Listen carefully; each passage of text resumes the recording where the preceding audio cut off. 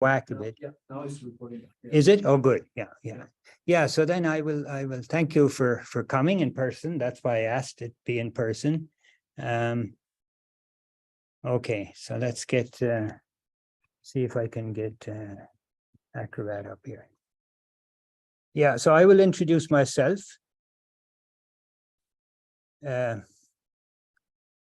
the short version.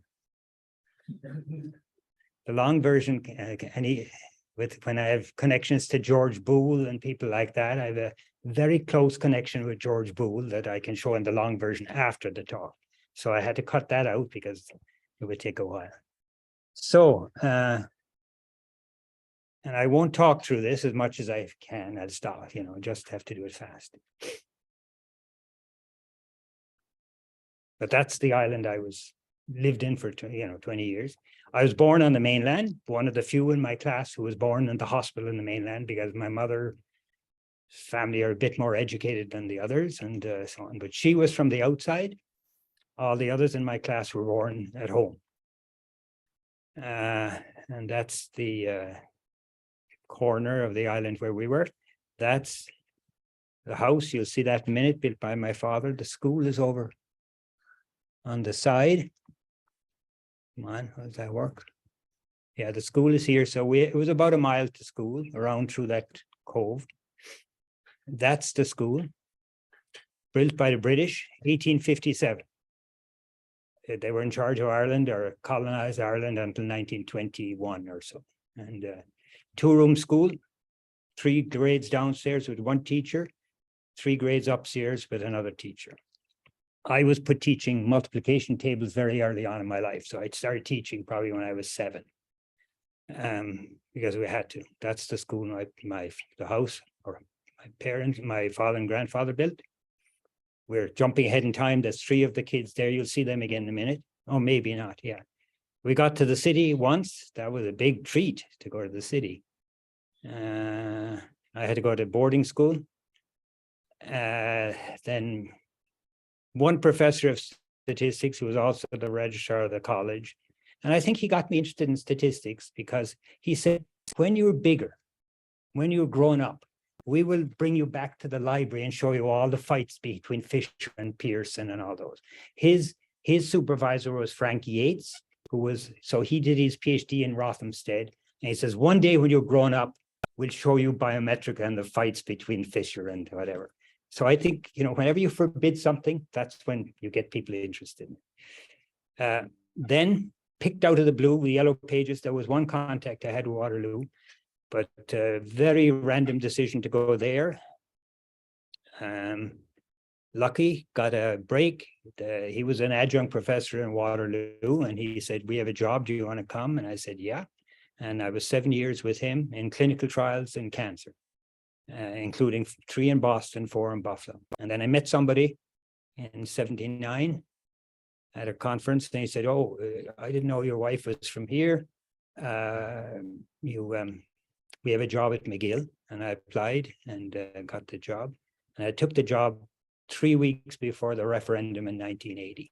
But it was very clear at that time it was going to be 40% yes and 60% no. Yeah, so that's that. Yeah. So that's the story, the short version.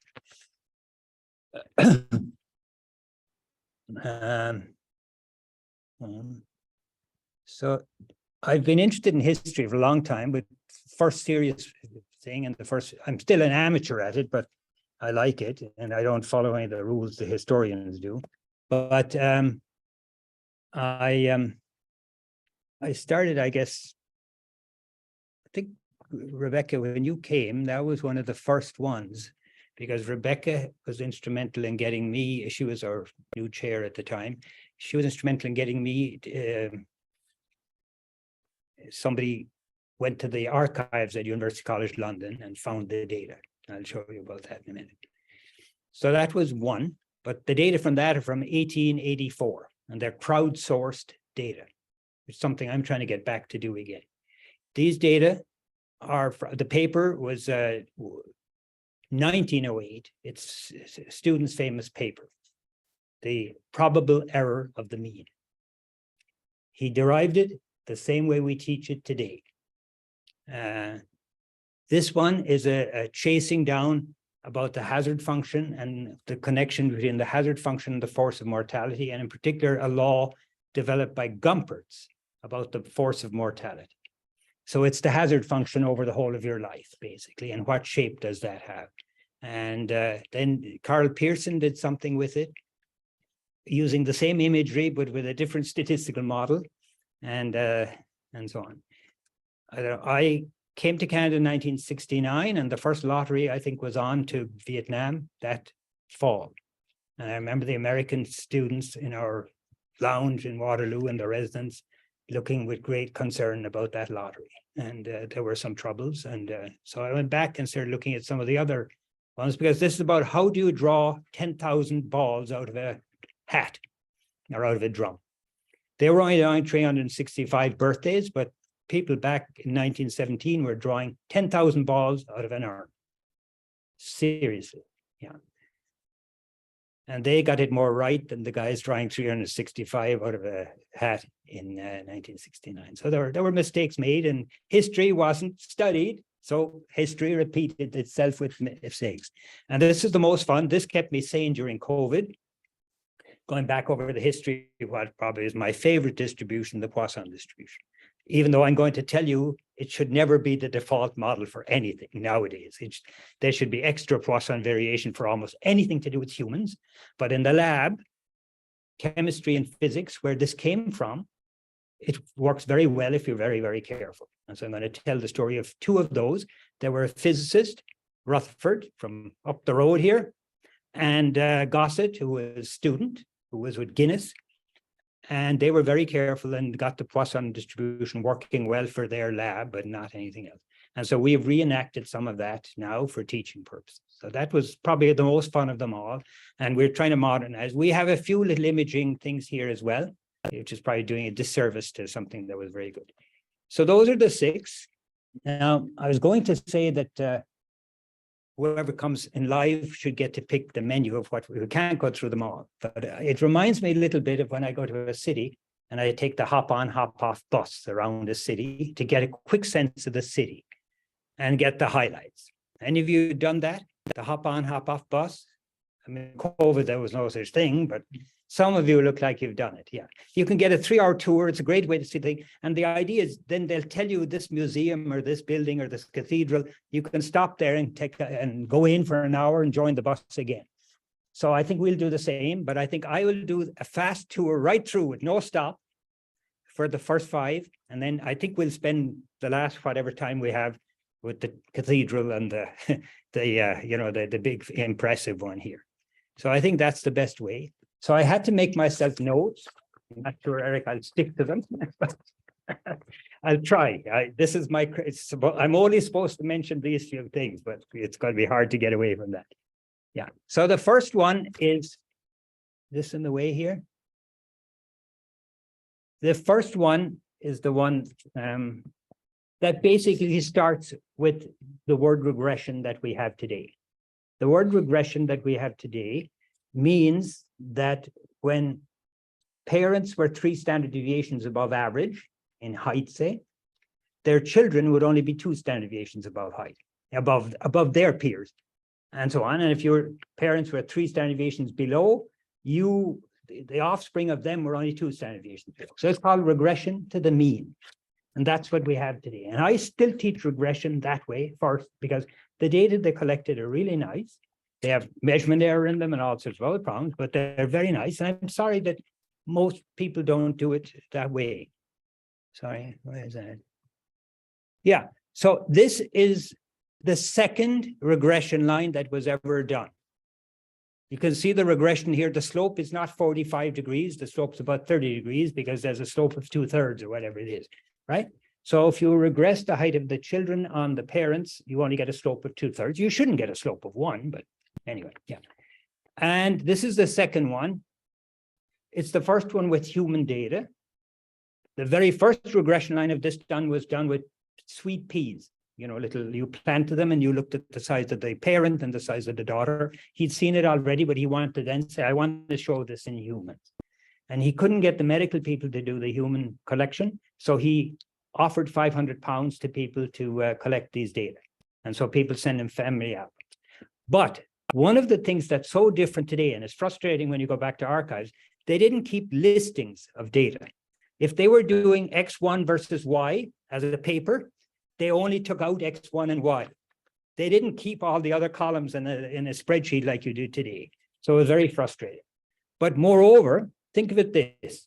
You have 450 adult daughters of these people and 450 adult sons. That's Y. X is the average of the two parents' height. So a very simple linear regression. Today you use LM probably. But what are you going to do with the fact that the sons were about 5 inches taller than the daughter? What are you going to do with it? What would you do in their class today? And it's a regression class today, but there was no regression back then. Right? Well, he didn't want to have two. He said, well, a lot of people would say, well, do two separate ones and report two slopes. He thought they should be the same, so he wanted one number. So he unisexed them. And you'll see it here. There's the bivariate normal distribution there. Should go back. There's the bivariate normal distribution of parents and children. You can see it right there. He saw that this is a bivariate normal, by the way. But what he has here, you can't see it. All female heights were multiplied by 1.08. I said, how nice, how nice. Because on average, the mean for men's heights is about 8% taller than women. Moreover, the standard deviation is 8% taller as well, bigger as well. So in fact, if you do a multiplicative scaling and move all the women up by 8%, you are actually getting homoscedasticity. In the model that we'd fit today, you don't have homoscedasticity, but it breaks one of the first rules we learned in regression. So anyway, my frustration was all we've seen for 100 years was this, a unisex distribution. So I asked Stephen Stigler, and he said, oh, Galton was a pack rat. He kept all the data. Don't worry, it's still in London. So Rebecca had just come, and she found somebody who would, Beverly was her name, I remember, and she went into the archives, and within about a half an hour, we had found the data, the raw data. He had kept one of the family album books, and he had put away the data in a manuscript library, saying if anyone wants to redo the work, we should do it, and everybody out to do it. Try getting data from people today. Right? Yeah, so you have the raw data there, organized by family. These are all on the web, and I'll share with you the whole PDF at the end, so that you can actually go and find the stuff yourself with all the links. I put the links into the stuff. So it's all there. So it's on our website now. We basically unpacked the unisex data back to the two sexes that they were to begin with. So that's the main thing there. And it turns out, of course, the data are so badly measured, the heights, that whether you do the 8% or the additive model or the multiplicative model, it doesn't really change anything. I should have known that before I started. But it's been a fun project. And very interestingly, it's hard to believe. Today, we all make apps when we're finished with our theories, right? We make apps that people can use to plug in things and do it. He made an app and it turns out Galton's rules for predicting the height of the offspring is still used by pediatrics. When they want to know how tall your daughter or son is going to be, they use the average of you and the mother and the father, and they do something like that. It's very simple. And Abby Lipman, Rebecca, when Abby was here, she loved to tell the story that all the GWAS stuff and all the genetics didn't add one bit to the R squared past what Galton got. And she had great fun at that. It's Jose as well. Yeah, if you heard Abby, she was delighted to think that your genetics hadn't added one bit. But Galton made an app for working out this for prediction. There's a mechanical app with a pulley. It's a bit like I was explaining. I think it's like a slide rule that you just move the two. You take the parents' heights with weights, and they'll pull a pulley. They'll make an average of the two, and then you can regress that on the thing. So he was some sharp guy. So that was fun. Oh, I think in my family, regression to the mean is working. Although I'm at the mean probably, or I'm below the mean. I'm below the mean, and my 4 boys are above the mean. But I'm not suggesting any of you do this in your data analysis, but I fixed the regression line. I stood a step above, and I'm above them now, but it didn't last long. Yeah. So that's the Galton story. It was kind of fun. It got me really interested. And Beverly said to me, Rebecca, you've got to come over and look at these data. She says, not just look at the data, smell the data. They were in old boxes that hadn't been opened for 100 years. So we did get back ourselves and looked at them. And it's strange to do, to go back to archives to stuff that had been put away. But he was really ahead of his time. Galton was, yeah. He's not coming out so well in the new movement of toppling all the statues. He's doing badly there. He was a racist like everyone else was, but that was in those days and so on. The other one was how do you get rid of this? How do you do that? Does it show up on your screen? Yeah, it does. Yeah, anyway.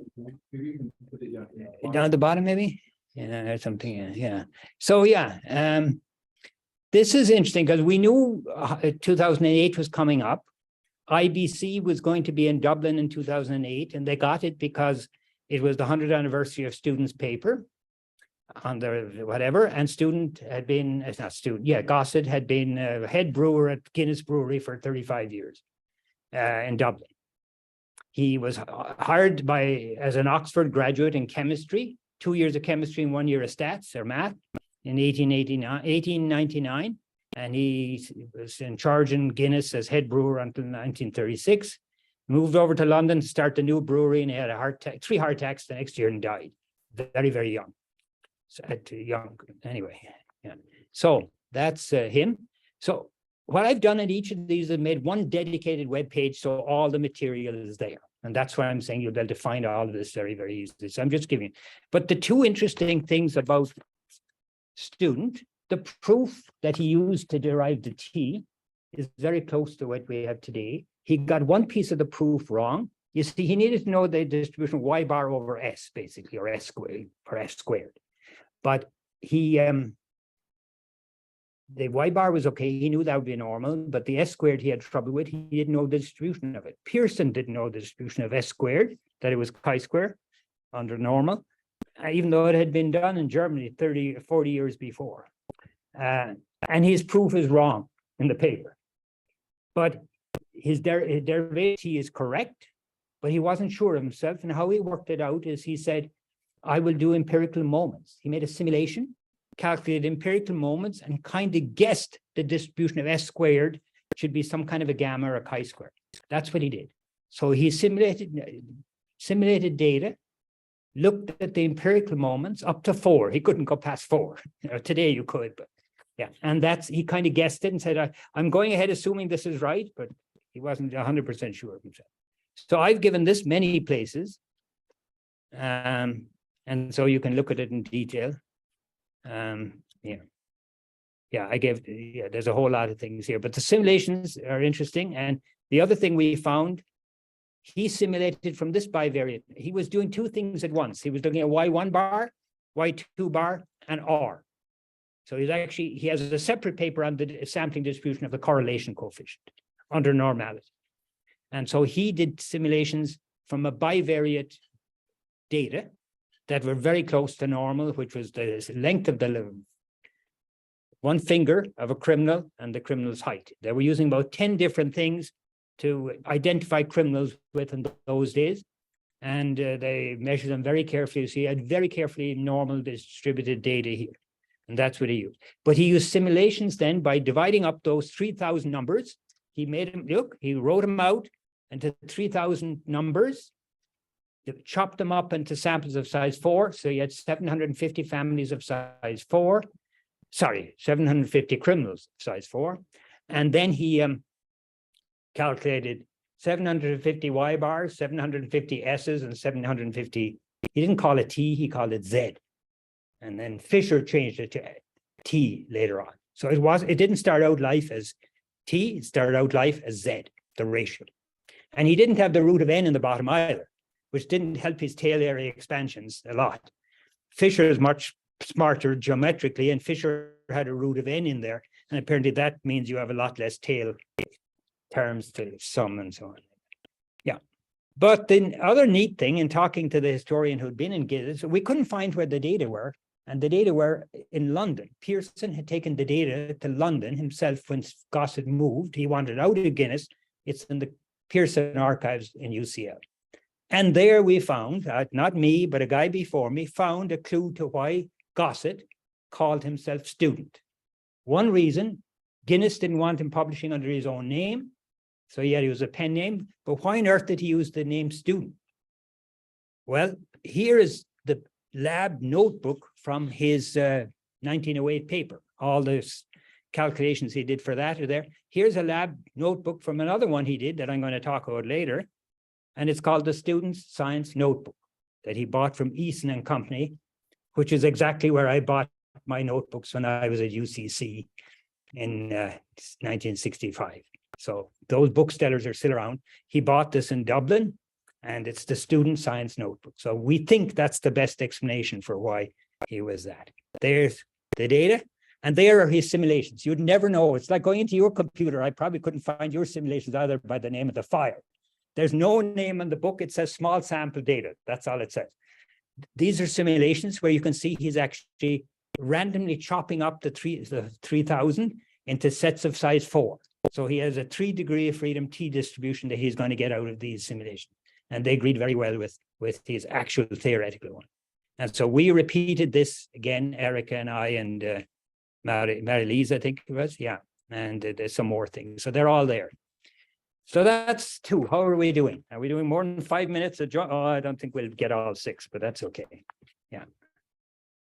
That's his computer, by the way. That's the portable version. That's the rucksack version, not the laptop. But he used to carry this to the Wicklow Mountains, and he used to go on the train from Dublin, from Fishguard to London, take his bike on the train. He'd go over to see whatever. He'd bike home, and he came back on the ferry to Dublin and so on. And Fisher asked him, what should I buy? Fisher was younger.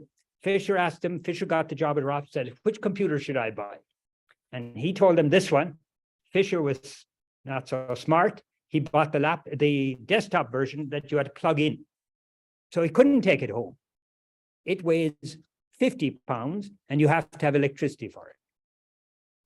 So Fisher got student to do most of the calculations when they extended the T table. Because again, Gossett was very smart. He only did degrees of freedom in the table up to 10. And he had an approximation from 10 onwards that with the normal that works well. Just changing in 10 minus 3 works well. And you can use a normal from 10 on. So Fisher wanted the deluxe version. And then Fisher was the one who saw that the T idea, where you have a normal over an independent chi-square, that's central to all of the stuff we do. Gossett didn't see that. He wasn't enough of a statistician to see the big world there. Okay, the next one is the chasing down the bridge of the hazard function and the force of mortality. I better stick to my notes here. Again, that's the website with all the material. I have a data website. There were 2 things that we re-simulated years later. There are 2 analogies. And one of them was done by Addison. Addison here was a poet. And Addison had seen the first life table by Halley in 1690 something. The first life, all the life tables, you get to row 1. Conditional getting to row 1, you get to row 2, and so on. So it reminded Addison of crossing a bridge and getting from the first arch to the second. Then if you can get to that, to the third, to the fourth. And he wrote an allegorical essay about it. That's really kind of neat. And so that's one, the bridge of life.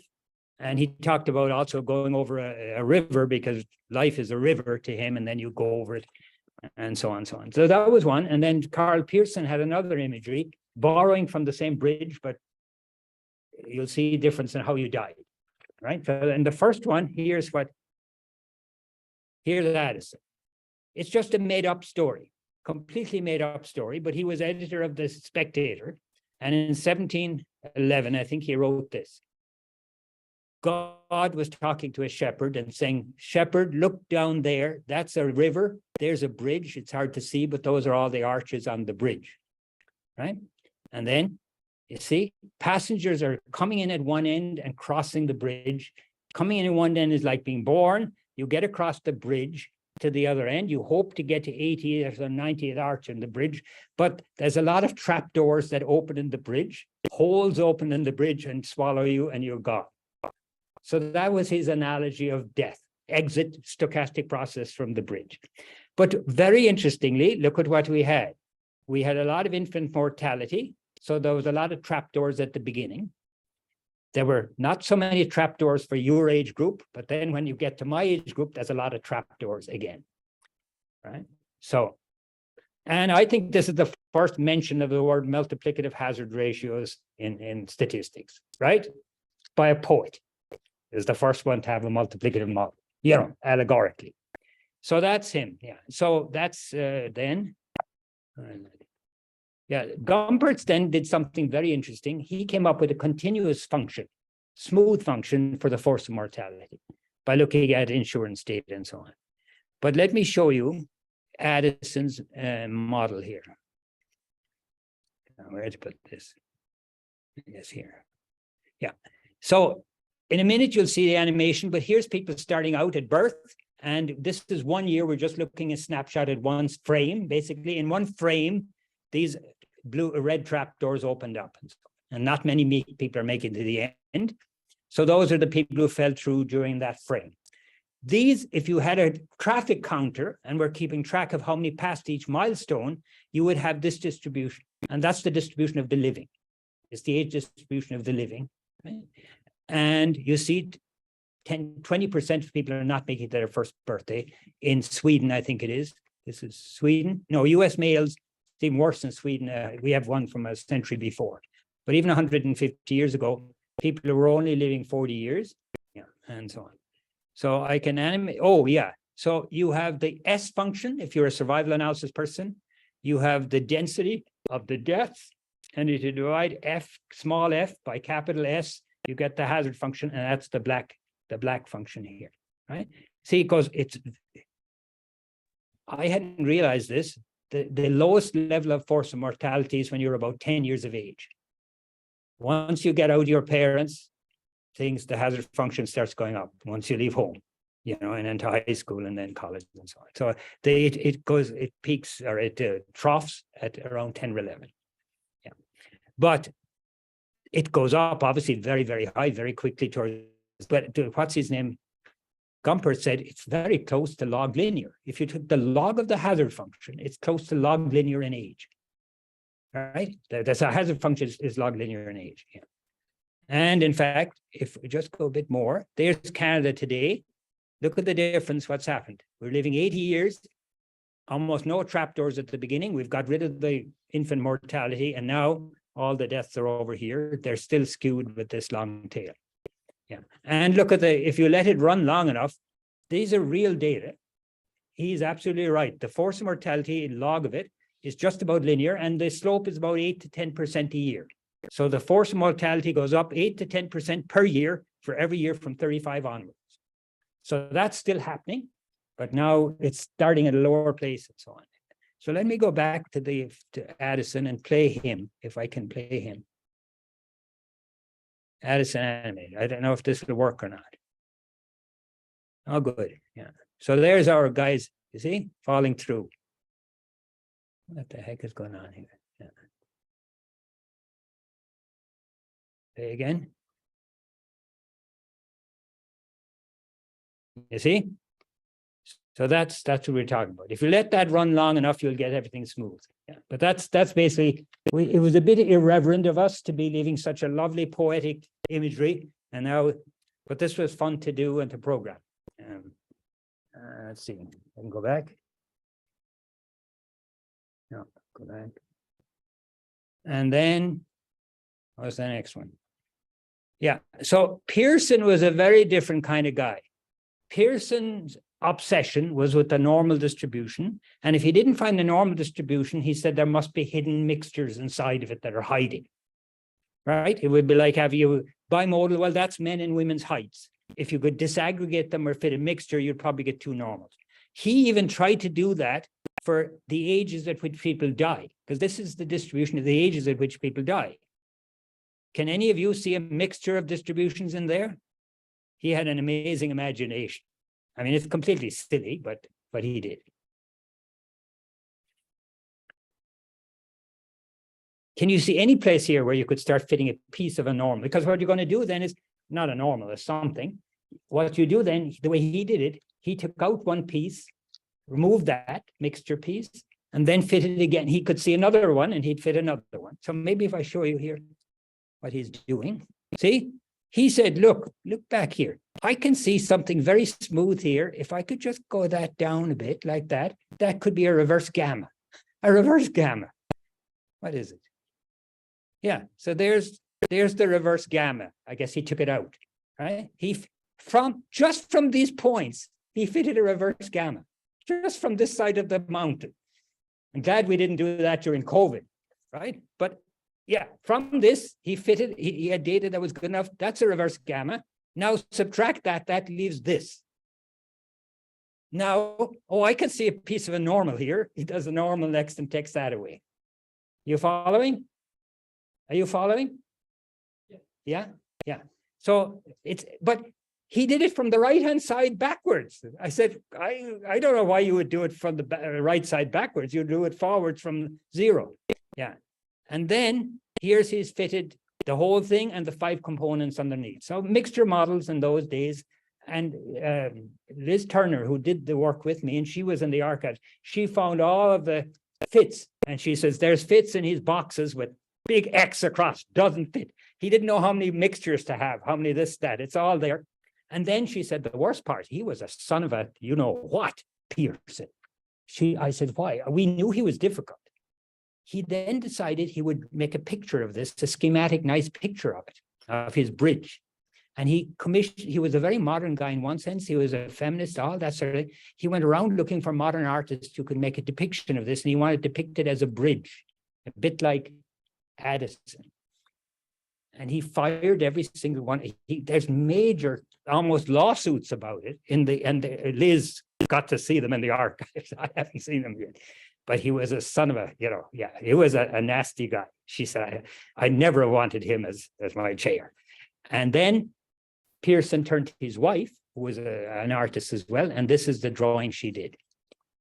So it's still a bridge, right? It's still a bridge. And now Pearson's image of the force of mortality, 5 component parts, is there's 5 people shooting at you as you go across the bridge. And each of them has a different size gun and a different accuracy and a different spread. And Pearson was very big on making accuracy or bias okay, but then standard deviation was like you're not accurate if you have a large standard deviation. Archer, which are you there? You have one of these, right? And is one of these an Archer? Yeah, there's one. You see? That's it. There you go.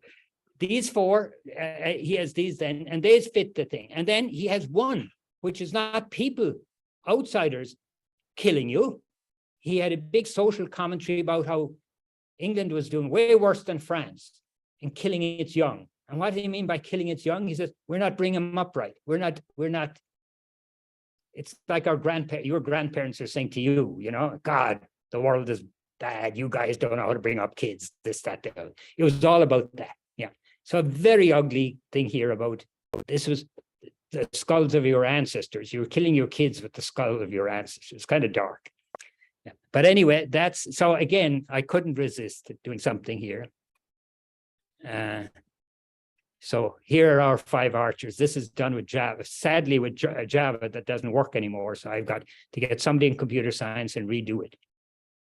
Right? Somebody needs to redo this with modern. This was 2008.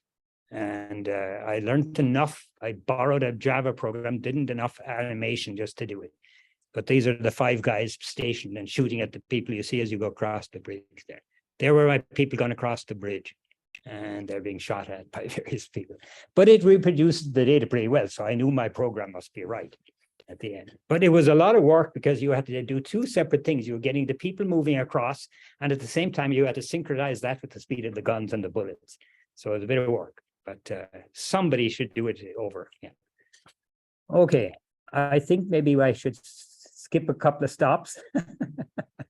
And maybe we better, let's see, where was I? Not here.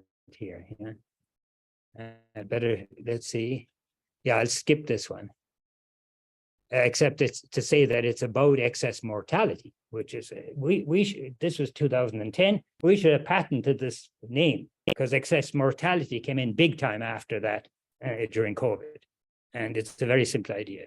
I'll have to do the lotteries, yeah, for sure. Because I'm going to test you in the lotteries as to how good a radiologist you are for looking at data. Now, as you look at data, we talk about visualization, seeing, discovering things in data. I'm not sure I believe that idea that we discover things in data. I think we discover things and we use graphs to show them afterwards. That's what I learned from a lot of the graphics people. So what's my story here? I said 1917-18, each man who registered for the draft got his own serial number in his own town. So if you're from Boston, a certain part of Boston, men went to register there, and let's say there was 8,000 men, then the men were numbered from 1 to 8,000. They were scrambled, the numbers were scrambled, and they were posted at the post office up in the window. So every man in the United States who registered for the draft knew his serial number, completely randomly picked. It had nothing to do with the order in which you registered everything. They supposedly were scrambled locally. And then there was one national lottery at the end that pulled, I think the highest number in any one district was about 9 or 10,000. And then they picked in order 10,500 numbers from a drum.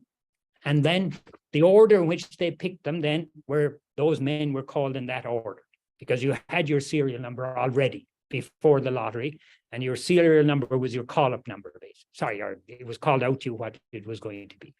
So there were 3 of these during World War I, a big one, then a small one for the extra people who became eligible the next year, and a major one, the biggest of all, which I can't get the data for, but luckily, this was a month before the armistice. So this lottery was never used. It was done, and then the November 11 came, and luckily they didn't need to call any more men for that. So there's that. Then we had World War II, and we had 3 of these, starting in 1940, when Roosevelt was there. Wilson was the president then. This is Roosevelt, and you'll see another one later. So I'm going to ask you now, when we plot these, how good do they look? So this is the order in which they're drawn. It's the number that was drawn. You happy? You're right. Does it pass the eye test of randomness? It looks okay. It looks okay. Yeah. They took an awful lot of care. Just reading how it was done is amazing. Yeah. It was quite something. Yeah, exactly. Then, and what do I have to do? And when you test it, you almost have to smooth it in order to see anything non-random. When you smooth it and you take slices, so each of these is a Y bar conditional on the X for like slices of them. And look how solid, right? And then you can do other tests if you do it by squares as to how many inside of each square. And then we did a simulated chi-square goodness of fit, and look, it does very, very well. So that's doing fine. Now, 1940. 1940. Do I need a chi-square test here? What the hell is going on in 1940? They were drawing 9,000 numbers out of a drum. You'll see the drum in a minute. And they screwed up royally. So what do you think happened before you look at it? And you see it there, you can see it, but you didn't need this to see, you didn't need any smoothing to see this. What the hell do you think happened?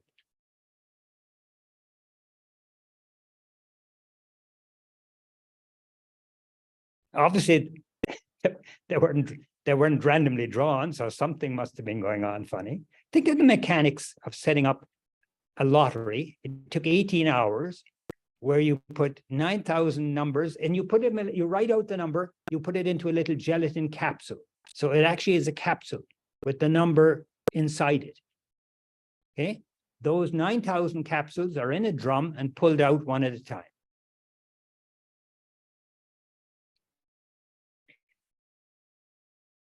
A comment about Americans for a few of you. you guys like ceremony. So they used the same drum that they used in 1918. And they used a ribbon from Liberty Hall. You know, there's great drama around these big national things. So they like ceremony, and it, you know, it gives continuity to the previous generation. I can see why they did it. So they used the same drum as 1918 and 17. But then the capsules they made were bigger, and they didn't all fit in the drum. There was the original drum only went up to here. That's already pretty full. The capsules were bigger. And so they put a collar on the drum, on this is still in Liberty Hall. This not drum, I know what's the word, it's urn anyway. It's still in Philadelphia, and it's dragged out ceremoniously every so often. Yeah. So they put this, you can't see it here, but if I blow this up, can I blow it up? Ah, shoot. Where am I going? The wrong direction? No. That's not worked too well. I do wrong.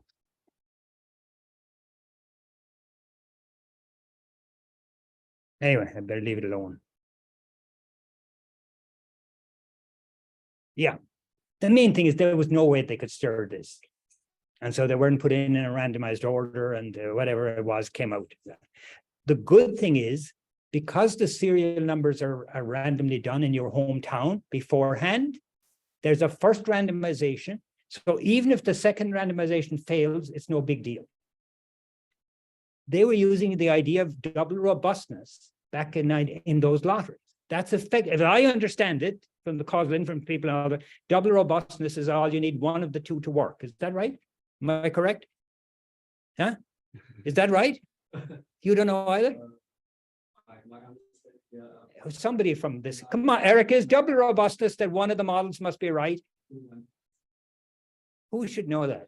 I think it is. Anyway, that's what I hear. But this is my version. Put me on the spot. Yeah, but isn't double robustness where one of the models is enough to be right? One of the nuisance models, typically, yeah. Only one has to be right, and in theory, you're away. Yeah, so in this case, provided the randomization done locally was okay, who cares? You could have picked the other numbers out, 1, 2, 3, 4, 5, 6, it wouldn't matter, because they were still random. So it was a nice protection that they had. There was almost no complaint about it either. No complaint. So people bought the double robustness in 1940. Yeah, exactly. But this is the drum that caused the trouble. Yeah, where is that? So I have to go back. Yeah. And then what's next? Okay, we come to Vietnam now. Nixon said, yeah, but look, let's not have these big mistakes with serial numbers and other things again. It's too complicated. Let's have a nice fast draw, and let's do it by birthday, because age was coming to be a factor as well in the randomness and so on. So Nixon said, let us have a nice simple one, and they had a birthday-based randomization. So now we don't need any of this pre-thing. Everyone knows their birthday, and they'll be called up in the order of, we'll call out an order of birthdays, and they'll be called up in those tranches. This is where I'm going to test you guys as radiologists. Okay, and I've already tipped you off that there probably were problems. Who can see non-randomness in one of these three? If you know the answer already because it was pointed out to you, you're not allowed to say. I've tested this with loads of students over the years. Nobody has yet seen the non-randomness, except one physician from Australia in my class I still remember the day it happened, up in McIntyre. And he said, and he was a radiologist, and he saw it. And it gives me great belief now that radiologists know what they're talking about. He saw, it has to be the first one, because they fixed the second one, and they fixed the third one. Once they made the mistake here, they fixed it. So where's the non-randomness in that first one? Can you even see it? Yeah, you can. You can see it on the screen. None of you are going to be radiologists, okay? Yeah, exactly. He said to me, Jim, it's obvious. I said, what do you mean it's obvious? There's a defect. He was he's looking at kidneys and things like that in X-rays. There's a defect in the upper right quadrant. There's a defect in the upper right quadrant. Can you see now what he's talking about? In the upper right quadrant, there's a defect. In other words, the kidney isn't filling correctly. So that's what he was used to seeing, is he wants to see full white dots from, you know, whatever the camera is. Yeah. It's very subtle, but it was noted by this one was caught even faster than, well, the one in Chicago, it took no time once they plotted it. Yeah. Let's see. Yeah. So if you do it by these segments, you see, I think in Moore and McCabe's book has this as a teaching example for called the median trace. You do the median in each of the slices, and then you just plot the medians or the means, and it works out beautiful. He was doing medians because I think he did box plots, and you could see it as well. If you do box plots per month here, you'd see it right away. Yeah, the December ones were picked out a lot faster, sooner than the January ones. And why do you think that might be? Well, the army guys in charge of this did it over a weekend in their basement, apparently. They set up the randomization by themselves over the basement and didn't do it very carefully. Didn't want to have stirring because there was troubles with stirring and so on. And then they prepared them. You write out the slips. They were put into little capsules again. All right, let's start. January 1, January 2, January 3, put them in a bucket, pour them into the bucket. The January ones are all at the bottom. The December ones are at the top of the thing. They use not, I think it's a different, maybe they use the same one. There's a video of the guy, first guy coming up from, he's you know, a senator from New York, and he's coming up and taking his hand and putting it into the barrel and taking out the thing. His arm doesn't even go to the thing is so high he can't get his arm in. So he obviously picks it right from the very top. So that's why it's there. A major, major mistake. Then they found out about 5 days later, and we've looked at we've seen the minutes of the cabinet meetings, and Nixon, what's his name? He's still around. Kissinger had notes to Nixon saying they screwed up. And what are we going to do? And Nixon says, fix the damn thing right away. But they wanted to redraw it. And they said, no, we're not redrawing it. That somebody else has found a test the next time, and we'll have to redraw again. We'll never stop. But it was a major mistake, given now that this is age and not just anything else. So it was major. So then they went to a very fancy system and a double randomization. So they're putting the numbers in a random order, and they're drawing out from a separate one. So there's two columns. It's too complicated here to explain, but it's two drums. And that goes back to the Venetian lotteries and the Elizabethan lotteries, which were always two drums. The prizes are run in one, and the tickets were in another, or your name was in the other. That's how they did it for transparency back in Venice. The prizes were in one drum, and then the tickets were in another. So it's an extra, it's another robustness again, you see? Yeah, but this is now about quadrupled. And these are still available to you to look at. Sorry, they're like bingo balls now, this is it. And they're trotted out every year and dusted off in case they're ever needed for whatever. Oh, okay, so that's, so I said we'd spend more time in the last one. We won't have a lot, but I'll give you a sample. This is the one that I'll just send you to the two websites. Basically here, I was interested in how this happened. The bottom line, first of all, and this is a paper that Stigler has written, is Poisson didn't really invent, he should never have had the Poisson distribution called after. It's a footnote in a paper in 1837. He never used it. It was reinvented about 10 times, but some or other, one of them gave the name back to Poisson because he was the first guy. But he really doesn't deserve it. The guys that deserve it are the guys from 1910, who were the chemist in Guinness and the physicist in Manchester. Those should get it, honestly. Yeah. So, but it goes back to here indeed, and some people say it goes back to this. He didn't do it all. This is a Canadian working at the Naval Observatory, and big American scientists, oceanography, all sorts of stuff. He was looking at stars in the sky and whether they were randomly distributed. And so he derived it. And these guys, he derived it, I think, as the limiting distribution of the from the binomial or something. These guys, especially these guys, they knew about it, but they used a normal approximation because they had big counts, and they were doing it because they had invented Zeiss. You know who Zeiss, the camera people are, the imaging people. They're still around. They made some kind of an instrument back in the 1870s or 80s where you could measure under a microscope white blood cells or count white blood cells and red blood cells and things under a microscope. So they very quickly had to ask how many fields do I need to count in order to get a good estimate of what's your white blood cell count. And I think the answer is still around 200 if you have to do it manually. You count up to 200 because the square root of that is 15 and 2 of those is 30, and that gives you a 15% margin of error on the blood count. So that's kind of how it's done if you have to do it manually. And I've met doctors who had to do it manually at night when the lab is closed. You do it yourself. Some people did it in chemistry labs and in other labs here as well.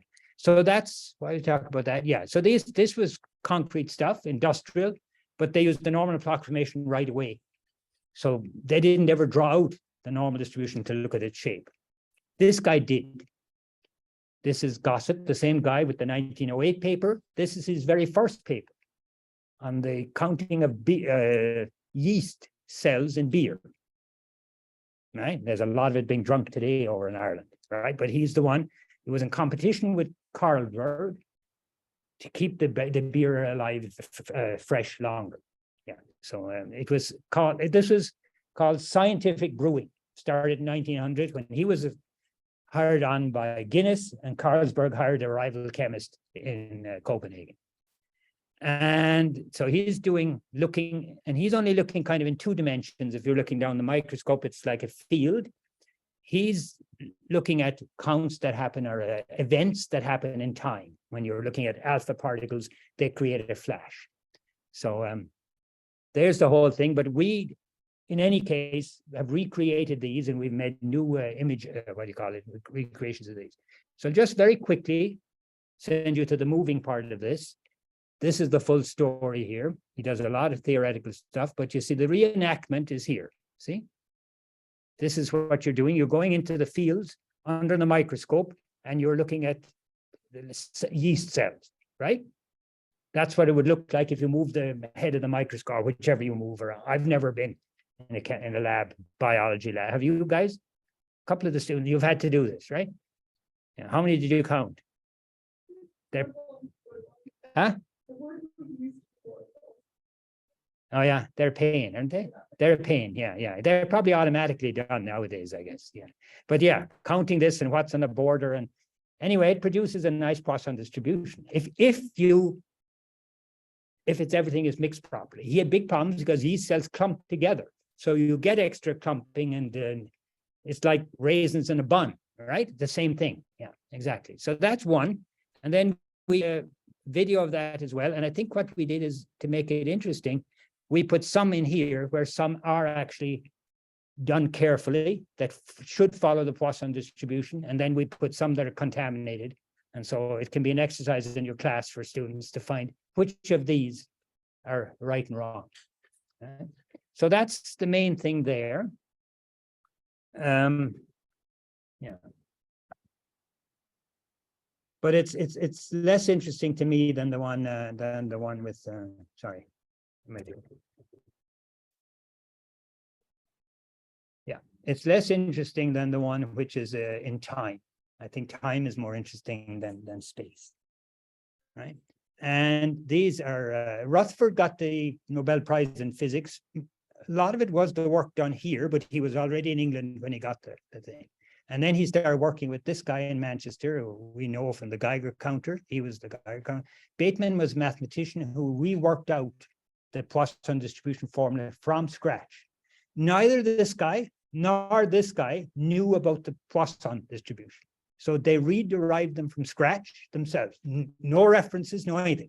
Both as limits to, this guy is a limit to the binomial, and this guy in a fancier way. And Erlang came up with a new one that's even cleverer and the most minimalist one of all. You have to read that. I'm not going to give away the punchline of that. So let's look at this. And I asked you to be a radiologist. I'm now going to ask you to be counters of scintillations. And just to put the background, this is very primitive stuff. You were looking inside something that was onto a tube, and in the tube there was radioactivity flashes going on every so often. You had to stay in the dark for about 10 minutes before you went into the room. You did it in the evening when it was dark, and it was so awful that they had to take a break every 5 minutes. just to rest their eyes, but it's serious, serious, heavy counting to know when the flashes are. And the way they recorded the flash, they had a paper tape that was running, and there was a little button you'd press, and the button would put a hole on the tape. And then they could take the tape afterwards and divide it up. And they divided up the tape into 7.5-second bins, where the expectation was about 4 counts per bin. He was very, very smart. If they had made the bins too big, they would have seen a normal distribution. So you had to have a distribution that was, where it was skewed enough that you could actually see the Poisson in it. So it was, they were inspired, them and these guys, yeah. So let's see if we can count with you guys. We're just about out of time, but anyway, where's my counting? Yeah, okay. Pick one. Pick one. 003. All right. So there's our guy. Countdown. Get counting, and everyone count.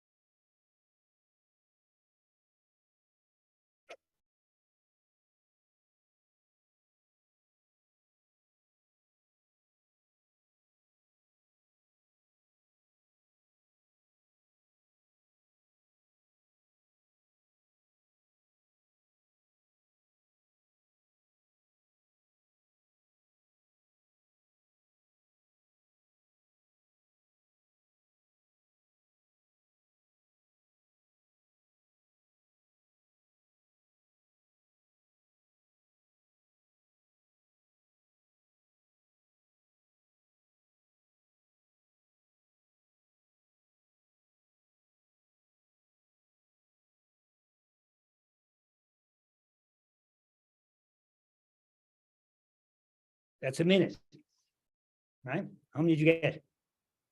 34. 36? 35. All right. Anybody else? So we have a problem already that we can't even agree on a number, right? So there's extra problems here of counting. So this is a tough job. Yeah, exactly.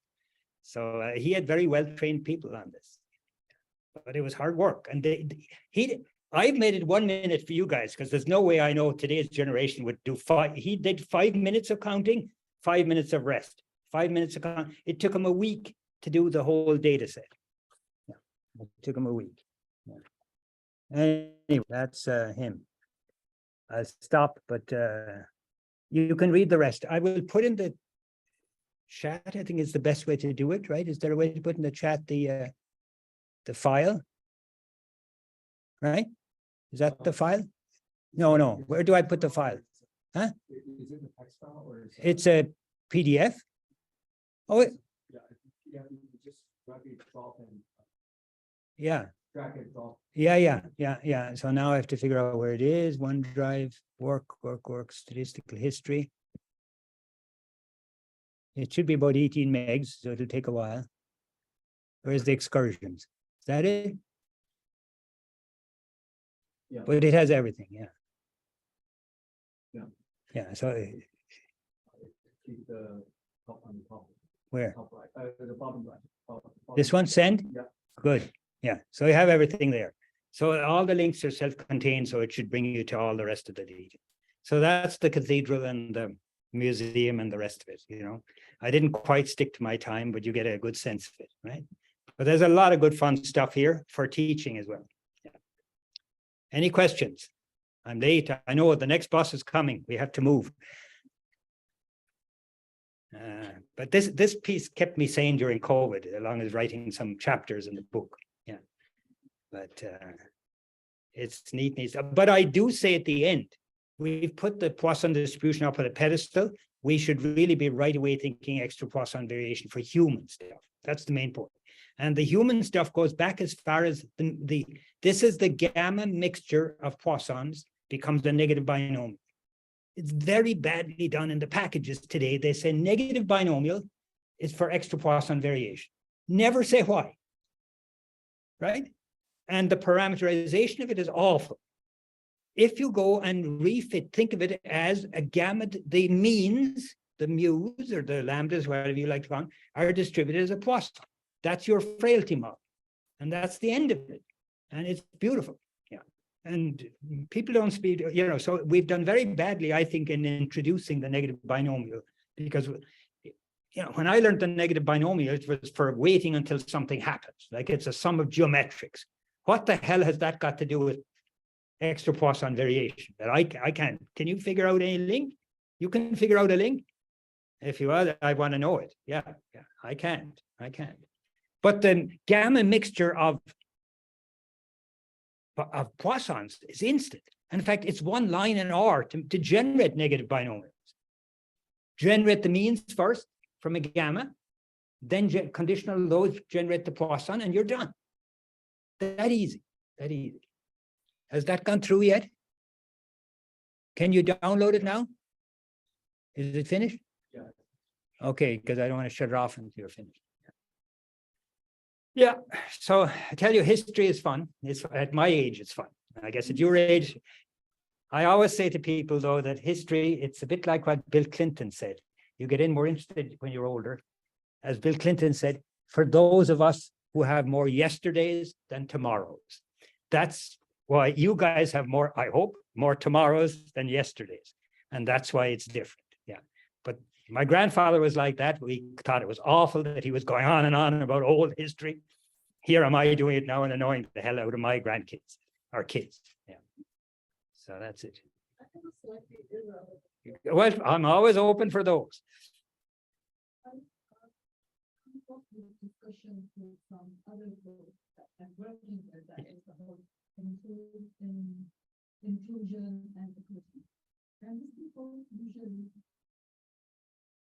ask me about why don't you talk about eugenics in your teaching statistics? You are still It's a good point.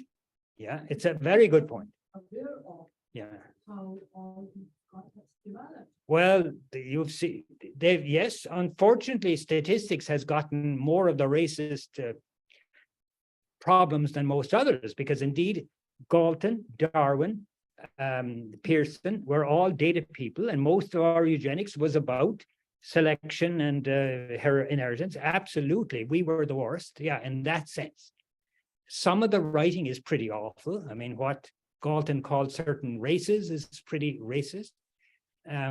But I heard the same thing in growing up in Ireland about those same races in 1950. And I didn't think we were racist, but it was the way things were. Yeah. I'm bothered that they've been so precipitous in their action, taking Fisher off the Fisher Award and all the others. Stephen Stigler, I hope, he gave us a seminar the year of COVID in September of 2020, where he was marooned and whatever. Stephen Stigler says, of all the crowds that should have been more careful and looked at the data before they did things, the statisticians should have looked at the data and looked at the writing. Galton probably was, I don't know who was the worst of them, but Fisher was not the worst of them. He was actually, according to Steve Stigler, he did good in what he did. And he got people away from that, even though the name of the journal was Eugenics. Or no, when did it change? I think it was still Eugenics. Not sure. Anyway, but statisticians didn't even look at the data. They felt so guilty they ran away right away and took all the statutes down. Yeah. So Fisher, in Caius, or how it's called, there's a college in Cambridge called CAIUS. Erica, you'd probably know how to pronounce it, or somebody. Caius, I think it's called, or Keys. There's a stained glass window in the dining hall there. We tried to get up there, we couldn't because the students were in residence. And up there's a stained glass window with Venn of the Venn diagram is there, a beautiful Venn diagram. There's an absolutely beautiful, in colored glass, Latin square for agricultural experimentation. That's there, that's gone. Yeah. The Galton was more of a racist, so the Galton lecture room in UCL is gone, I think. The name of the thing. They're all gone. Yeah. So political correctness now has gone the other direction, as far as I know. I didn't know that. Huh? I didn't know that. That's what, yeah, there was a student of Fisher's named Edwards. He's still alive. He's one of Fisher's last student. And he got Fisher into the colored glass window. Yeah. Yeah. But anyway, so that's where it's at. But yes, because we were quantitative and a lot of our people, Galton was a psychologist, he was a lot of things. And the whole issue had to do indeed with the decline of the British race at the time. That's even the Pearson comment about killing the babies had to do with the British are self-destructing. See, that was there in it, you see? Yeah, exactly. Fisher kind of kept out of that as far as I could see. But Galton definitely did. He was, yeah. But there were bright people at the same time. And they did a lot of, they were huge legacy. Look what Galton left. Look what Fisher left. Look what Pearson left. I don't like he was a method of moments guy. So that's how he did all the stupid fitting.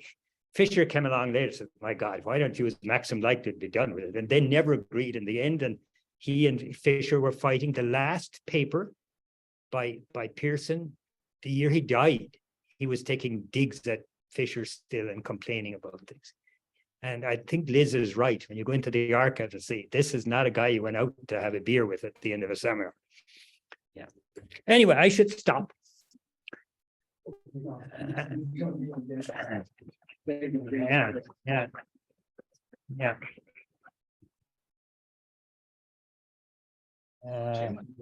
Curious, the computer, the old computers, how do we input the data? We have one, you can come over, right? He's asking about the old computer. You have one in the department if you want to come play with it, but there's no manual for it. But I learned on them. You pressed the thing like a typewriter. It was like a typewriter. There is a keyboard. There's you pressed numbers. I think it was like a keyboard. You press numbers down and up. Let's see. We should be able to see it here. All right, it should be there.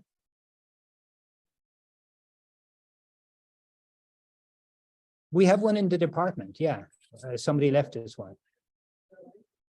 Okay. Yeah. How did you do it? Let's see. Oh, Jim, we have more than one. Oh, yeah. Oh, I think I see what you do. You have to roll the numbers and they're on a wheel. You'd put your finger up and down. You see? It's like a combination lock. So is your one there too, Eric? Rebecca, did you have one as well? I personally didn't have one. I found one in the basement and it's still there. We have it in the, we have them at 2001. Yeah, but I think you just put these up and down. No plus minus and There are you do it with you turn a crank, you turn something. okay. You turn a crank and then it starts mechanically doing things. So you can do the addition and It does multiplication as well. Yeah. and the division. Yeah. One of the ones that was Jim? Yeah. I bet you could find, there's a serial number on it. I bet we could now find a manual on the web. Absolutely, yeah, we could. Oh, really? Oh, yeah.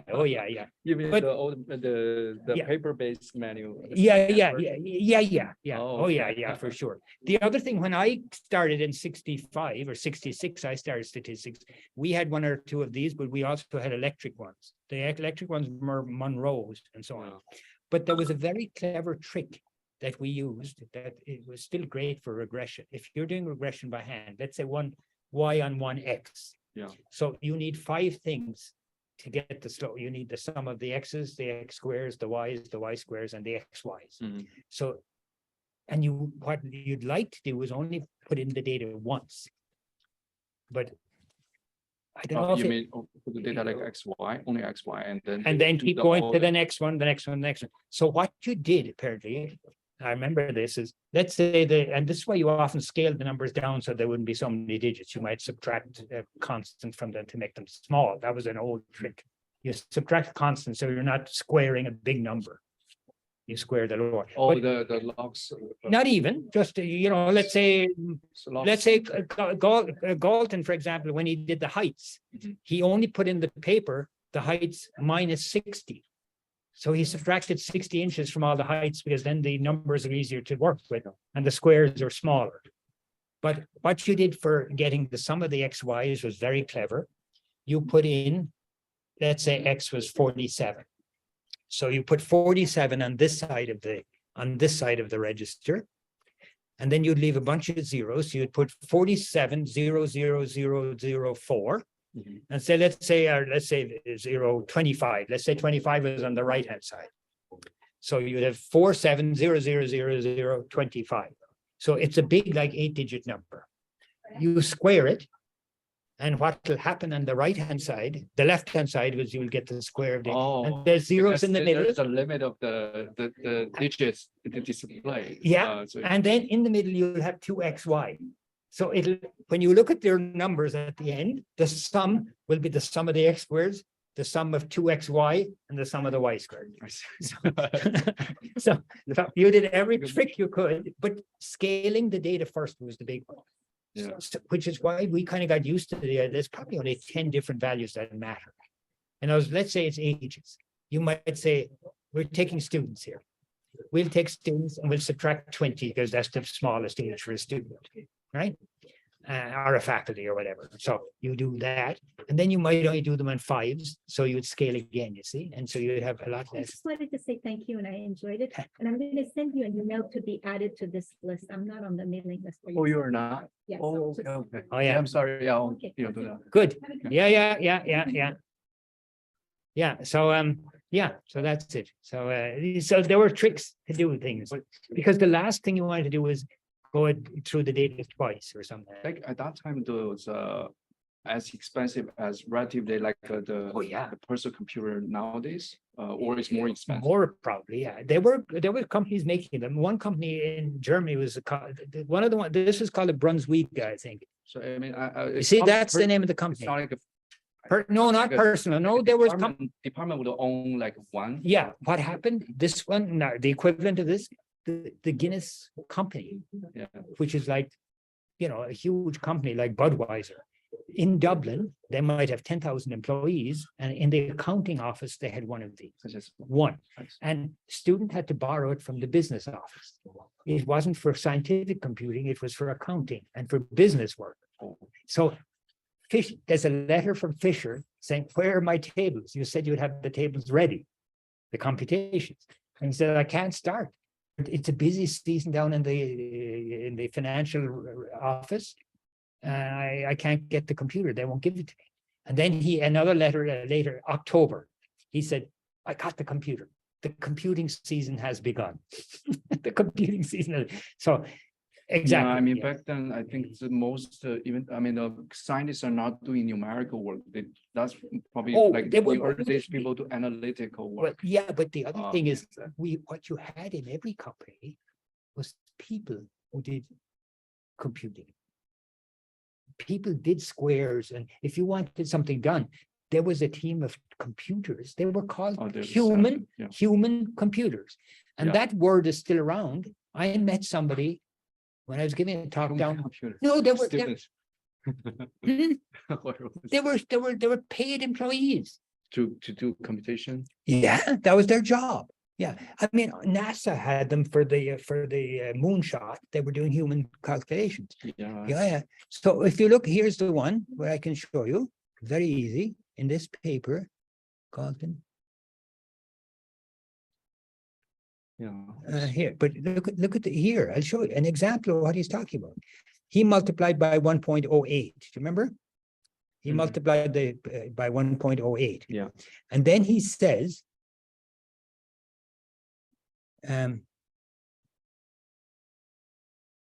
where did it say? Okay.